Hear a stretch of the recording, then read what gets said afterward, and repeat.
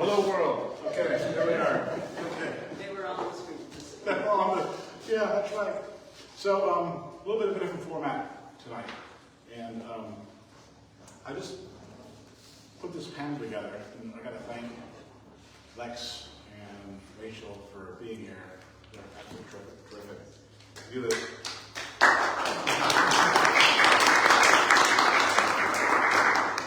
So I think by way of introduction, not of these two specifically, but of the topic itself, I should, since why don't you introduce yourselves, and then we'll introduce the whole thing. We'll do it that way. So, Rachel first, yes. I'm Rachel Barton.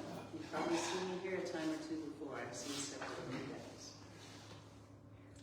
I was in the Lex editorial collective for about 8 years. I ran my own online journal for 8 years and published 20 issues. And I'm currently an associate editor with Cloudbank magazine and other administrative data entry kinds of stuff. So I've read a lot of poems, is what I'm trying to say. And I'm going to try to answer the question you posed. That's a book, and I'm a poet. Go ahead, Lex. I'm Lex Runicman, Professor Emeritus from Lindfield College. 11 years prior to that at Oregon State. Published 7 books, books of poems, and talking about myself is really boring to me, so I'm going to stop now. So we're having a little bit of a panel discussion about what is Oregon poetry. And so, like a lot of people in Oregon, I moved here from someplace else. I grew up in Northern California, like way Northern California, Crescent City, Costa and I moved to Southern California, Ventura County, before I came here to Salem. And I think that sometimes poets are like bees. And that there's a lot of cross-pollination.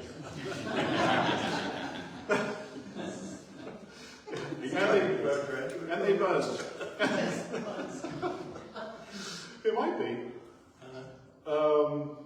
You know, we're here in Salem, but we're also in Oregon, and we're also in the Northwest, and the Western U.S., and in the U.S. I think week to week and month to month,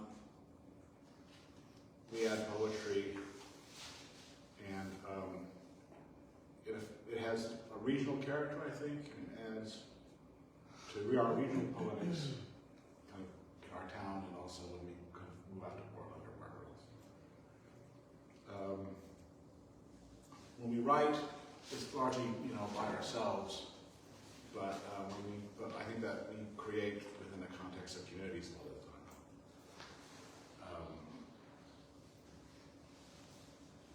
I'm not going to go on for that. Anyway, when I was in Southern California, there were certain things that I could spot in a poem that would, in my mind, tag it as a Southern California poem. And when I came up here, I didn't see them anymore. One of those is poems about earthquakes. Oh. Okay? We've done this event for 10 years. You want to know how many poems about earthquakes we've had? None. 0. One. From Phil Taggart. He was from Southern California.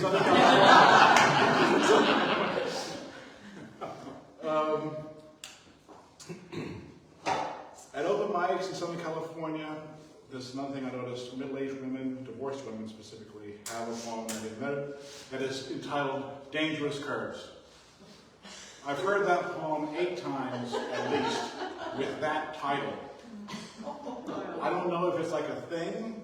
I'm not in that community of middle-aged, divorced women. But it's something that I noticed. So tonight I wanted to, discussing Oregon poetry. What it is, can we define it? Is it really a thing? Jim doesn't think it's a thing. That's fine. And so we have 2 brilliant experts to help, kind of like do this. So is rain a thing? Was it Andy? Rain poem. Rain poems, that's right. Good part, rain poems. Yeah. So what I'm going to do is I'll just start this off with tipping this off to Lex, I think, first, which is, in Oregon, it seems like there's a few poets that cast kind of long shadows here.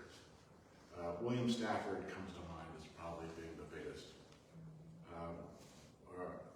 There's some people around that I know that took classes from him and workshops. And so, you know, maybe that's one of the reasons. Or maybe I'm just like way off. So it's like two questions in here maybe. One is, you know, who are poets that cast long shadows or have a lot of influence in Oregon? And how, if any, of that influence, how does it show up? You're asking me. Yeah, yeah. I'm going to make an irrelevant comment first. Sure. Dangerous Curves reminds me of the strangest road sign I've ever seen. It was in the UK, and it was like this, and it said "Twisty Bends."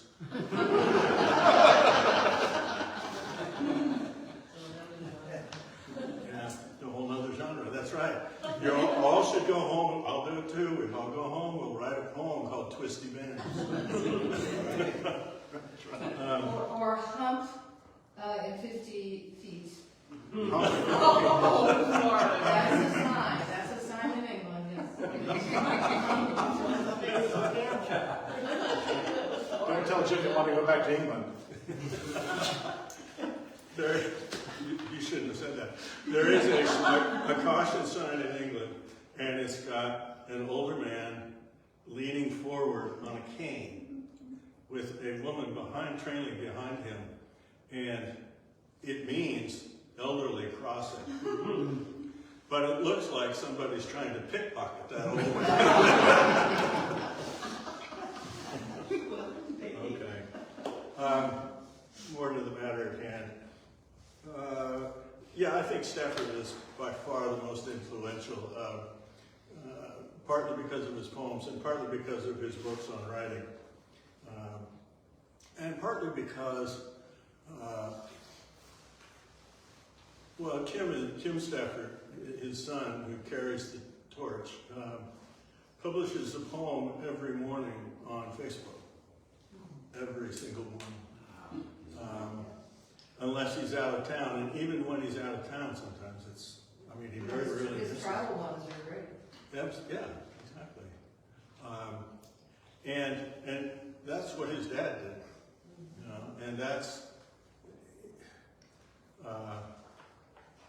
I can remember Stafford used to say this with some frequency: if you're having trouble getting something written, lower your standards.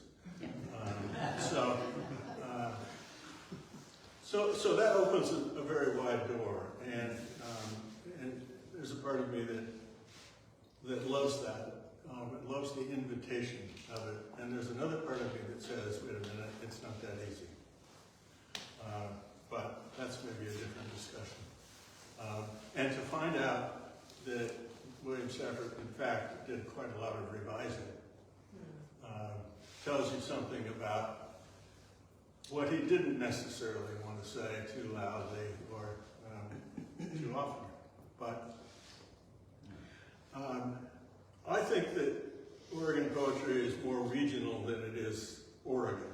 Oregon is just a boundary on a map for me.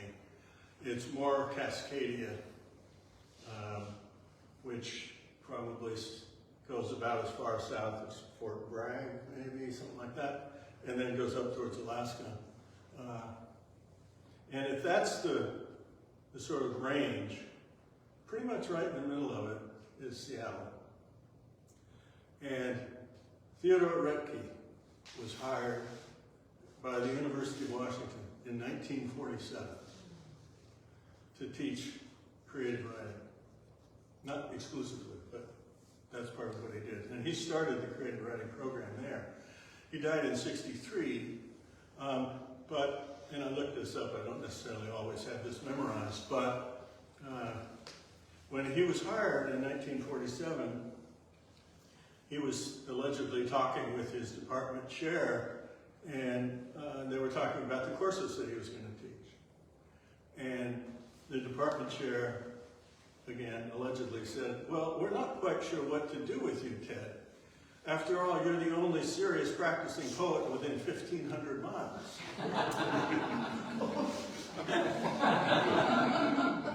That was 1947. It might have been true. I don't know. I mean,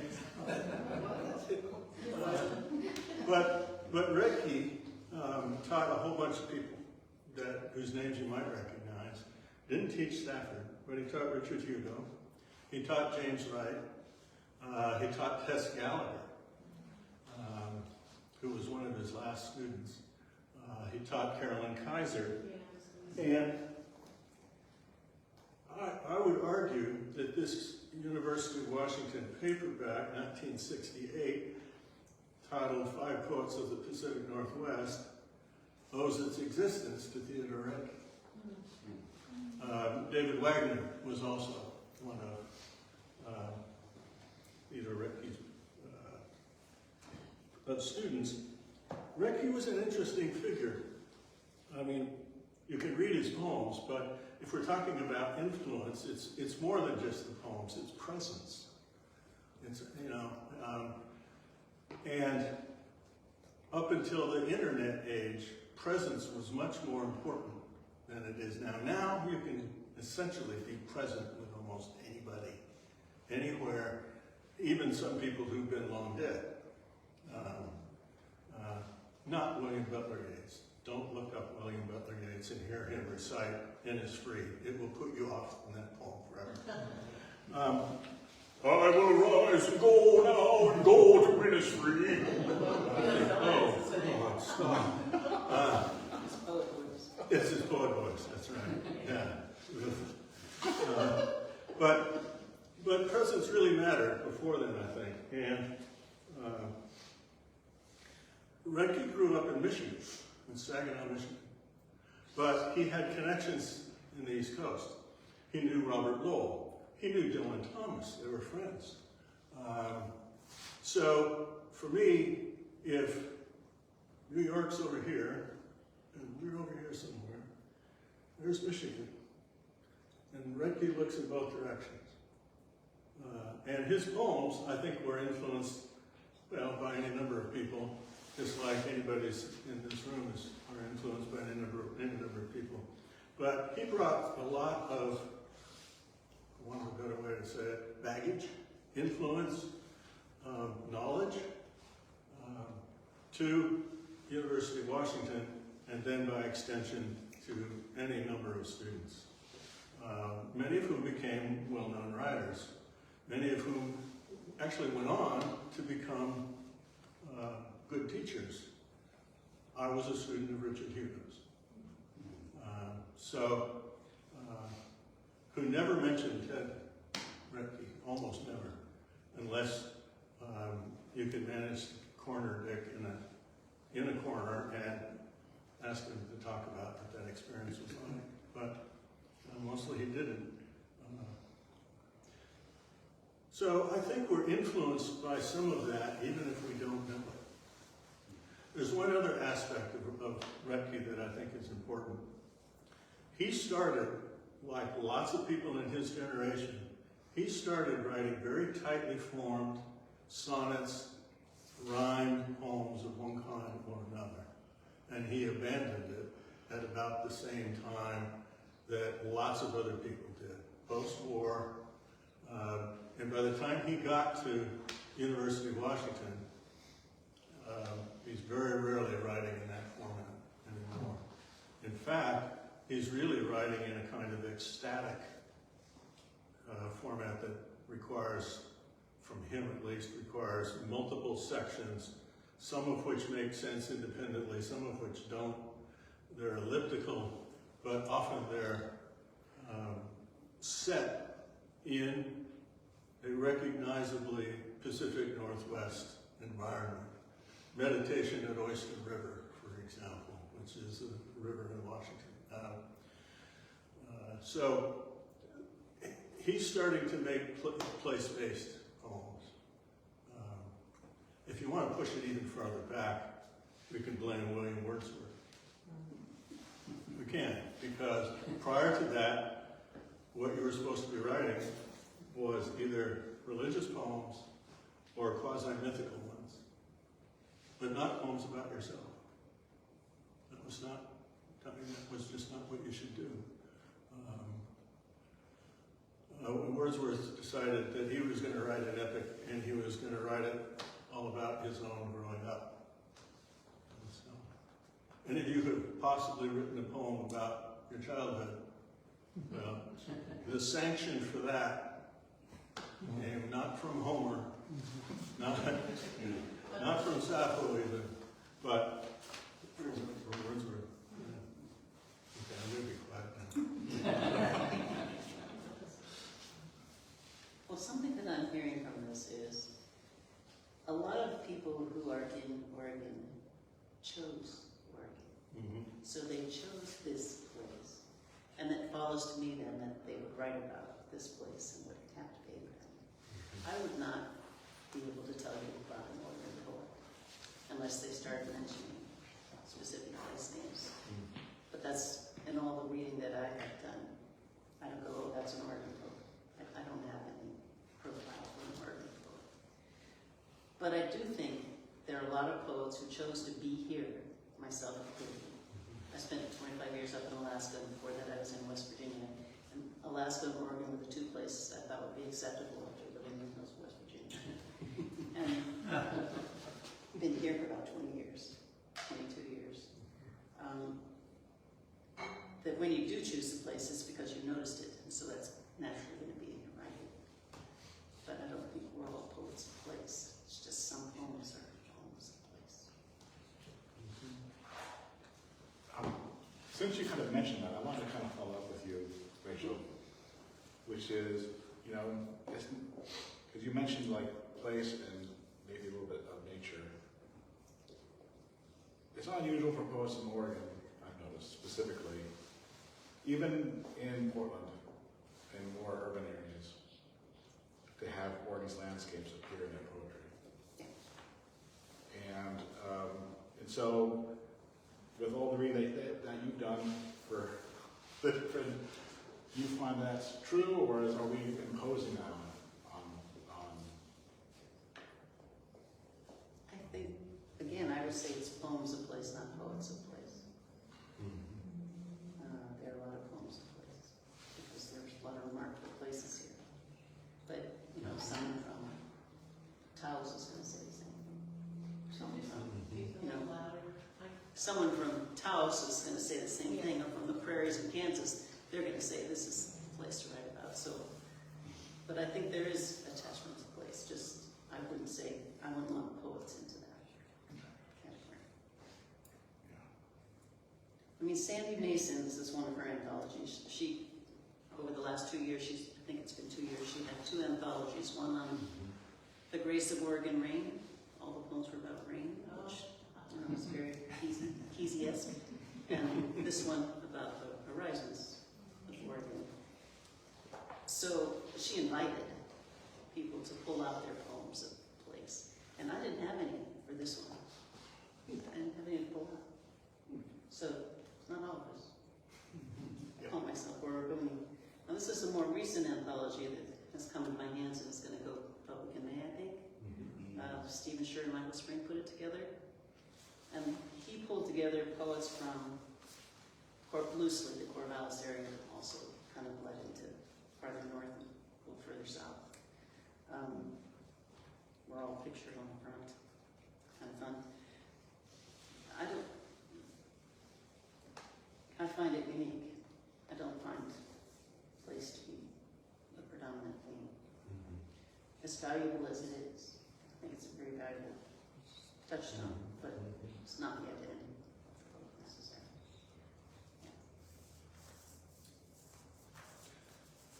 I would argue that there is a distinct and very broad river of American poets that all come from place. Maybe just not Oregon, but even Emerson argued might be the American Scholar. I don't remember. I probably taught it half a dozen times, but I still don't remember which is which. But he says, why don't we have an American poetry? We don't need an English poetry. We don't need a poetry from Europe. We need this poetry. We need our poetry. We need poetry based on our experience, poetry based on our landscape, and so on. And Thoreau is sitting next to him like I'm sitting next to you, thinking, yeah, you know,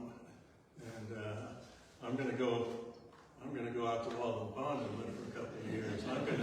I'm going to travel up the rivers here. I'm going to, see the Thoreau documentary on PBS if you have a chance. It's just stunningly good, I think. But although they don't know, they're not sure how they want to pronounce his name. It's either Thoreau or Thoreau. Thoreau. The assumption based on family and contemporary recollections or notations is that it was Thoreau. Yeah. Anyway, but Henry David, notice how I dodged the last name, he wasn't writing about Virginia. He wasn't writing about the Carolinas. He wasn't writing about the Everglades. He was writing about New England. He was writing about where he's born, where he's living. And I think Willa Cather did the same thing. I think any number of people that you want to name, they're drawing on what they think of as, at its worst, it's American exceptionalism, I think. At its worst. At its best, there's a humility about it. There's a willingness to be taught by where you live, to learn from where you live, and from the community of like-minded people.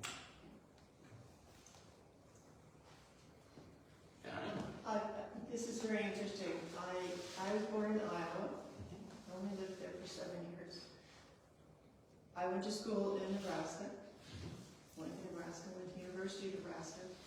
But it was never my home.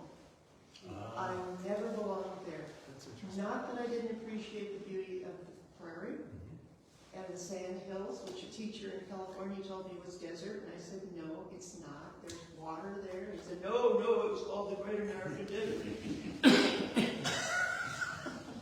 Anyway, so I lived in California for 2 years, experienced an earthquake, experienced one here. And so I've been kind of all over. But I think originally it was a friend of my parents who came, when I was a little kid, when we were still in Iowa, came to Oregon and took pictures of the beach. Black and white photos. He was an artist, so they're beautiful, absolutely beautiful. And I fell in love with Oregon without knowing anything about it. And we often vacationed in Colorado. And I promised myself one day I would live in the West. What the West meant, I don't know at the time. And it took me like 20 years before I realized after I was here, because I've been here for over 50 years, that I fulfilled that promise to myself.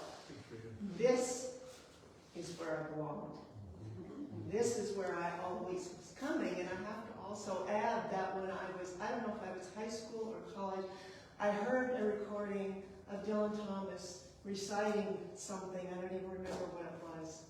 And I was so mesmerized by his voice and the way he used green and gold so often. I know that's Fern Hill, but there were others too. Sure. But it imparted something to me as well. Just his voice, his accent, and what he was saying about what he came from and how it informed him.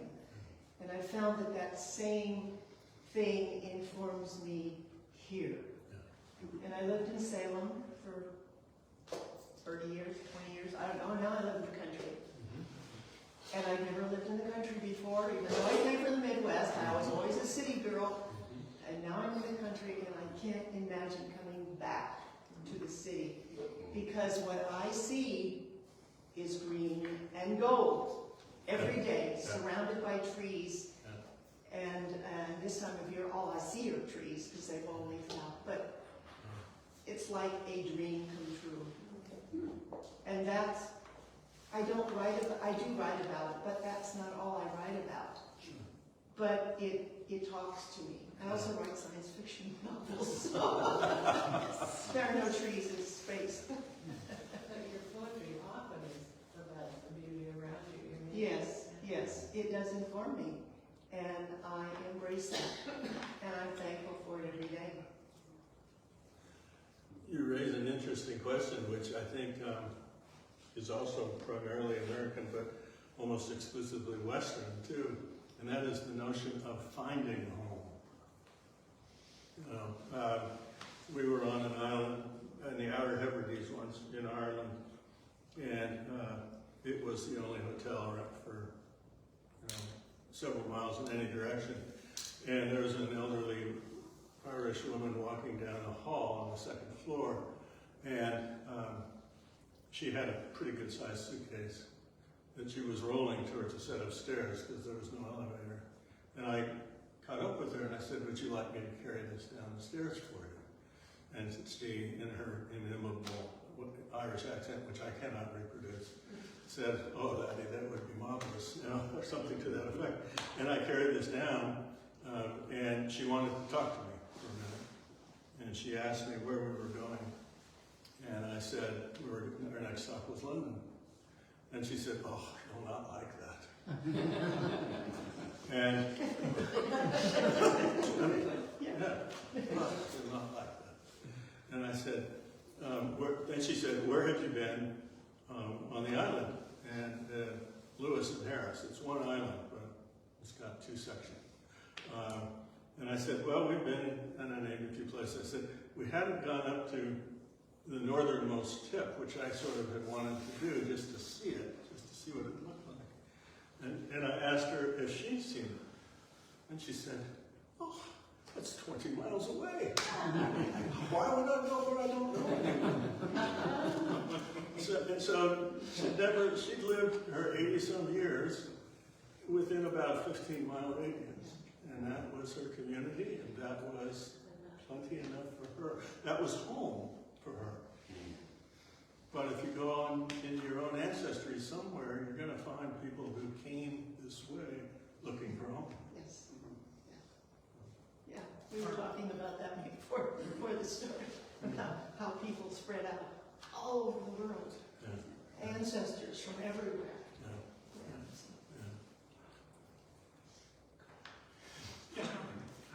I have to disagree. Oh, please As do. an indigenous native person. Oh, please, I was hoping someone would. Elizabeth Woody, Yes, Ed Monk, yes, yes, Joy Harjo, yes, Suzanne Harjo, right, just on and on and on. We have so many poets in Right. place right, and poets who have been moved from their place. yes, And so yes.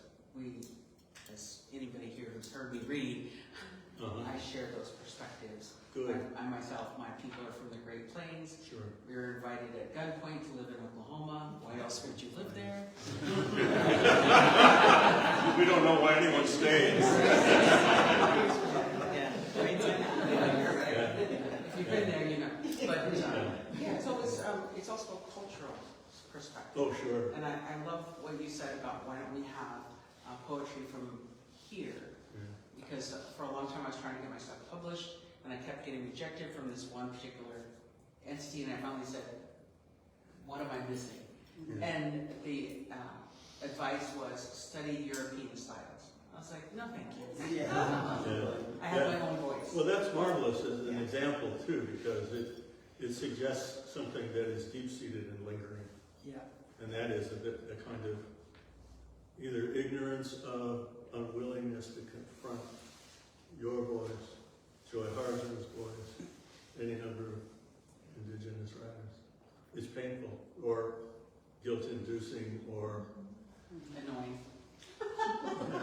Frustrating. Yeah, all those things. well, it also, I mean, part of the Westward Ho myth is that none of that mattered. None, you know, that it was sort of free land.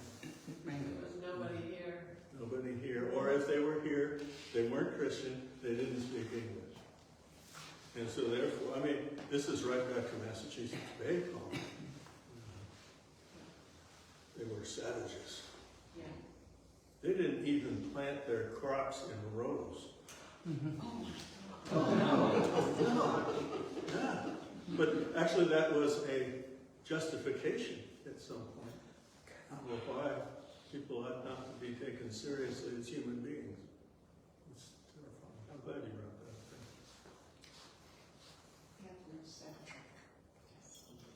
that up. Just kind of one more, just kind of touching on one more topic about this, which is, you know, and we talked about Theodore Rothke starting with formal verse and then kind of moving away from that. And with very few exceptions,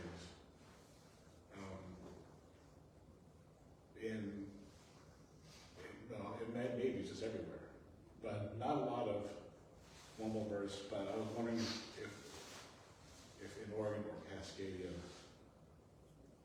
at large, there would be a commonality of line or word choice or form or diction that would be common.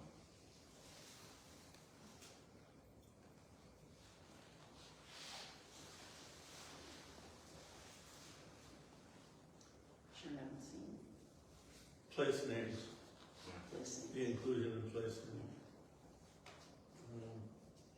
That was the great joy of Mink River for me, Brian Doyle's Mink River, which was written like a poem. When I read that book, I thought, oh, I could write a novel. This is the kind of novel I could write, because it had all these litanies that called all of this into being as like creator's voice. That's exactly how influence works. Not directly, but sometimes, but by giving permission, as well as kind of pointing away. Do you think there's an Oregon personality? I mean, talk about something, when people write, not so much about the geographical beauty, but bring themselves into it. I don't know if there a poet that comes to mind that way, or do you think everyone who writes poetry, that's part of the deal? Is there something specific to Oregon poets? Do you have an answer to that? Sort of half formulating my question, I'm not sure I'm really getting it across. Is there an Oregon voice? Yeah. That might be a good question. There's Oregon voice. I didn't realize until I left Oregon, but we do have an accent. Yeah. I didn't realize that. I've lived in Oregon all my life, in Salem, and as soon as I left Oregon, I drove to Oklahoma. I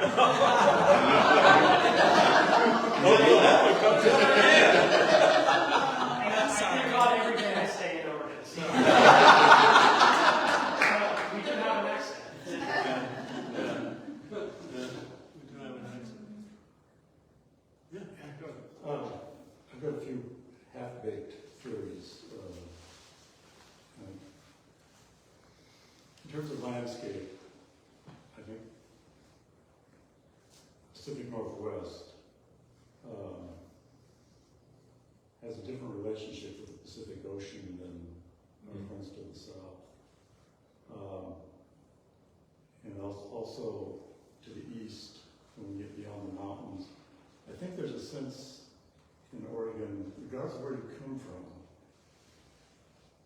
when you experience the Pacific Ocean, and I've used this in my own poems, it's all of a sudden you realize you're not the center of the universe. And I think we truly believe that when you see that ocean the way it is, and I've seen the Atlantic Ocean, it's pathetic. They call it a pond.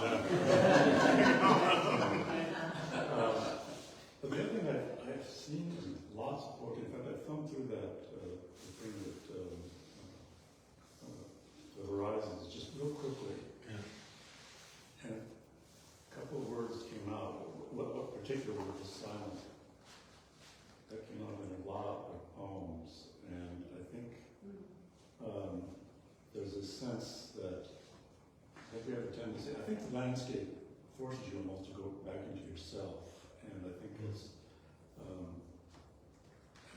I had an experience years ago that had nothing to do with poetry. I was at a conference in Portland, it was a national conference, and I was walking to the conference with a guy from New Jersey, and we were walking downtown in the middle of the day, middle of the week, and we're talking, and all of a sudden, it looked to me like he was having a stroke, and then I thought he'd seen a ghost.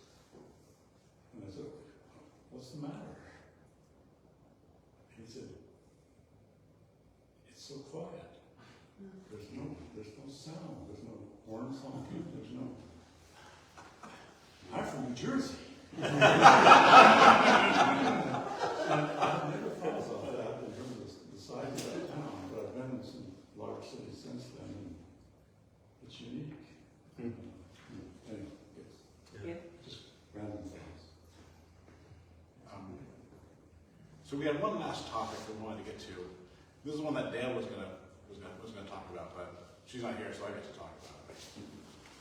And that is kind of like what the kind of poetry community is like in Oregon, and if there's any kind of thing about it that would make it set apart.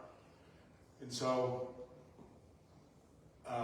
when I first started going to poetry readings and that kind of thing, it was in Southern California, Ventura County, Santa Barbara, and the San Fernando Valley. And there are some differences between that area and this area.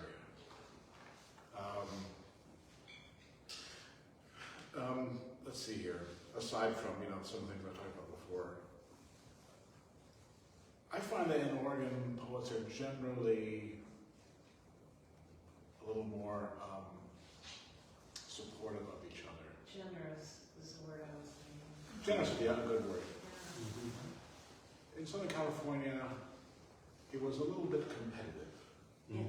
There was some competition in there, and it worked itself out. Now, in every kind of a group setting, it doesn't matter where you are. You can be at Lindfield, or you can be at Head for the Hills. There's always going to be a little bit of dramatic interplay.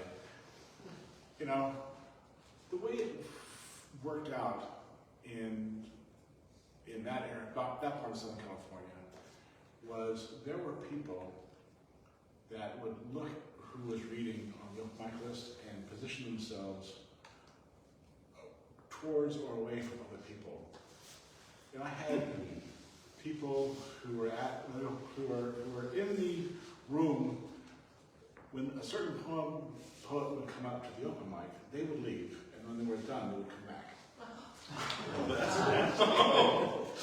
Yeah, that's right.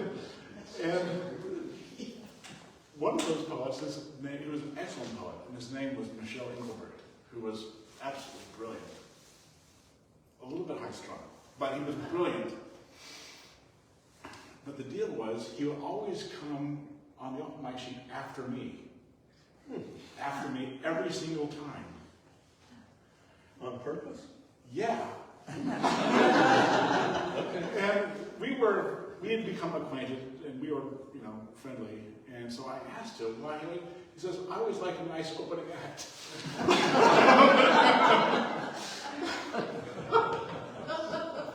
But now you get to go last.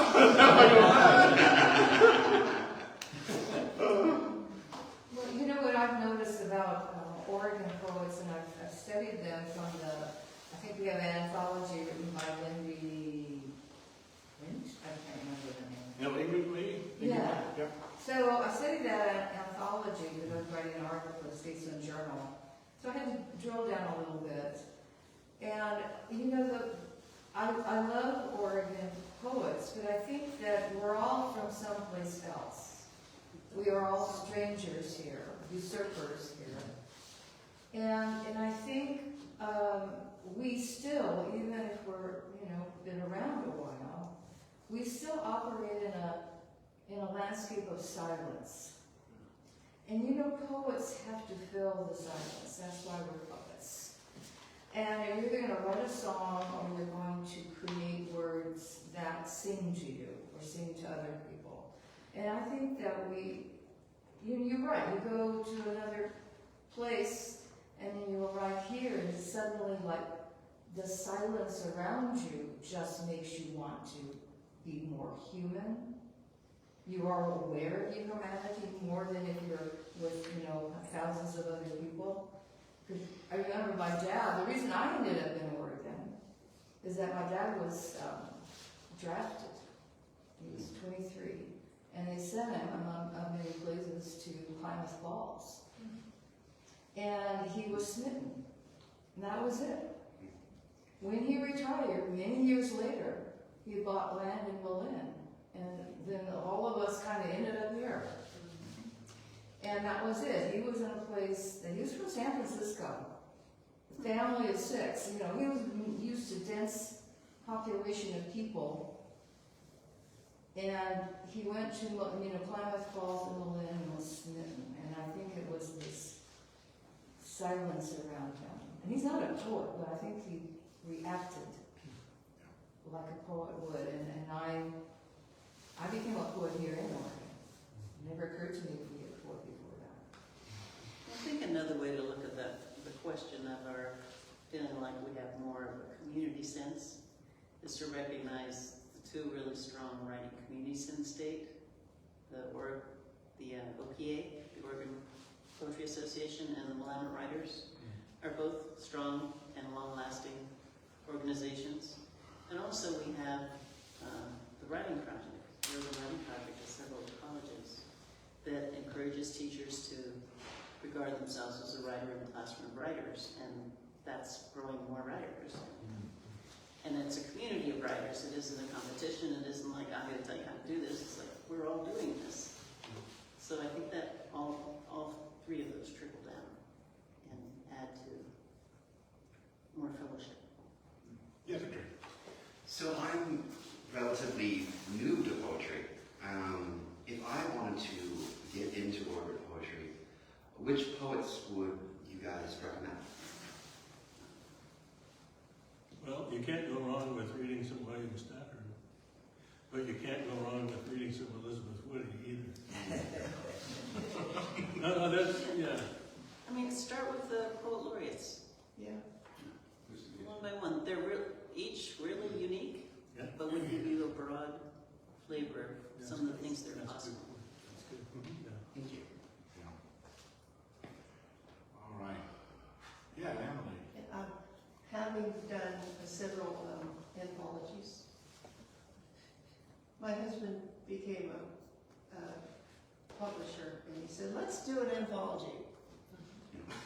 Oh boy. Guess what gets Let's So the first one was Moments Before Midnight. It's environmental, political, 26 Oregon poets. And I called it at that time Wrangling Poets because that was just my first one. The second one was Terra Incognita, 42 Oregon poets, more wrangling.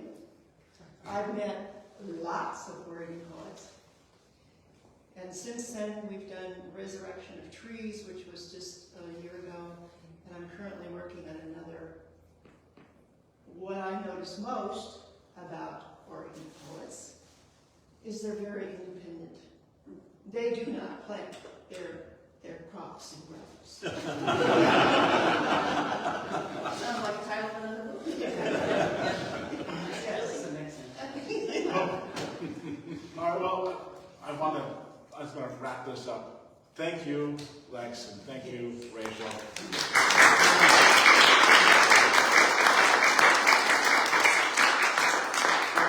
We've got 2 lists in the back, one's for the like and one's for the name list. Sign up on which one you like, or both, or whichever one. We have cookies back there. You know the cookies, otherwise I'd eat them. We got wine back there. Drink all the wine, otherwise I have to drink it. Maybe while I'm going home. That's trouble. We've got a little bucket back there for the Salem Poetry Festival, so feel free to put some money in that. There's 2 books back there. One is from the December 1st writers. $10 or any amount of money. Just put it in the bucket and then take a look. So that would be super.